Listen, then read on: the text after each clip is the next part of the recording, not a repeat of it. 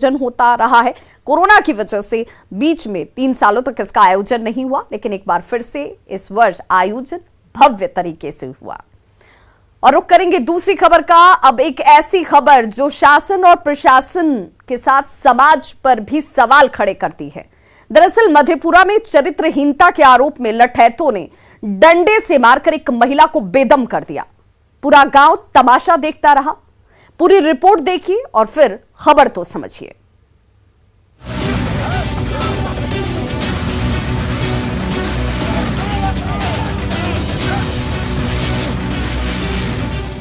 भरी पंचायत में खड़ी महिला पर डंडों की बारिश हो रही है।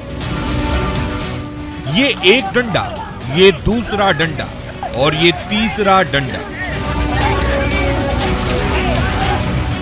आप गिनते गिनते थक जाएंगे। बेरहमी की इन तस्वीरों से आपका कलेजा कांप उठेगा।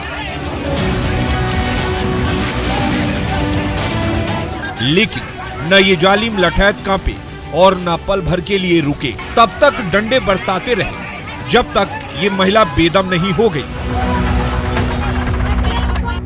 इस अकेली अबला पर कहर बरपाने वाले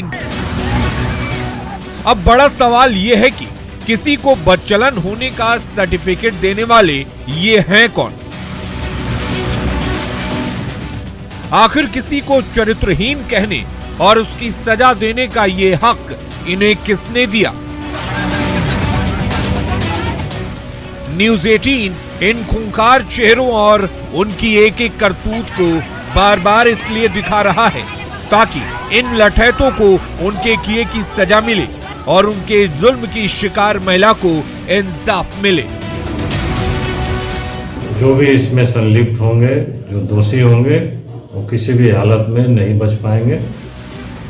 आखिर ये कैसी पंचायत है? ये कैसे पंच हैं जिनके सामने गांव के दबंग एक अकेली महिला पर लाठी डंडे बरसाते रहे और पूरा गांव चुपचाप उस बेरहमी का तमाशा देखता रहा। लठैतों की निर्दयता की शिकार ये महिला अब अस्पताल में भर्ती है,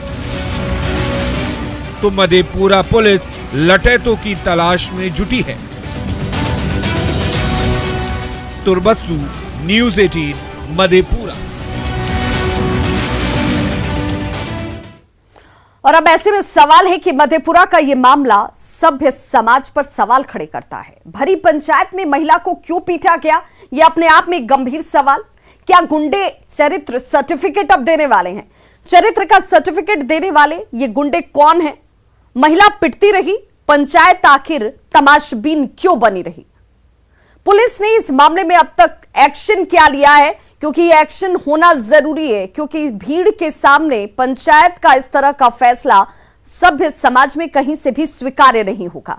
सभी गुंडे अब तक पकड़ से बाहर क्यों हैं? क्योंकि अब तक इनमें से किसी की गिरफ्तारी नहीं हो पाई। और जब तक महिला को इंसाफ नहीं मिलेगा, ये सवाल हम बराबर उठाते रहेंगे। ये जवाब इन्हें देना होगा, क्योंकि शासन और प्रशासन यहां सवाल उठाने का हक देता है। ऐसे लोगों के ऊपर सवाल होने चाहिए और इन लोगों को सलाखों के पीछे जाना चाहिए। खबरों का सिलसिला लगातार जारी है। आप देखते रहिए न्यूज़ 18 बिहार झारखंड।